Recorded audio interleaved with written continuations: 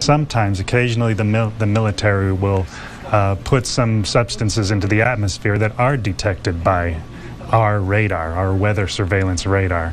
It's a substance that's called chaff. The chaffs do look similar to the oncoming storm system, but they're actually an indication of an aircraft.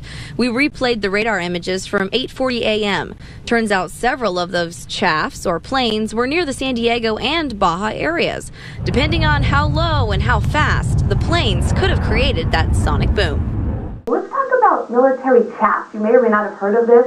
Now, chaff is something that the aircraft are equipped with. It's a spray that they put out in the atmosphere to confuse ground radars. It's a protection against, say, the radar-guided missiles, okay? So when they're flying these test patterns, they'll chaff the sky, and it shows up on radars.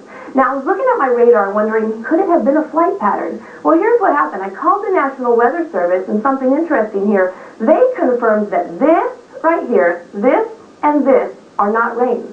That was not rain on our radar. So this is not rain. What is it? Could it have been chaff? Well, we may never know. But we've been dealing a lot with some military activity in terms of chaff anyway, and that's something that I experienced for the first time yesterday. That was a whole lot of fun. And that's where the military just basically dumps some of the tiny particles of plastic or metal mylar into the atmosphere. And basically they do this when we do already have weather in the area, because it's been around since as long as radar has been around, because that's the shot from yesterday's 6 o'clock show. What they do is try to confuse ground-based Doppler radar systems, and as Mark put it so kindly, ground-based meteorologists.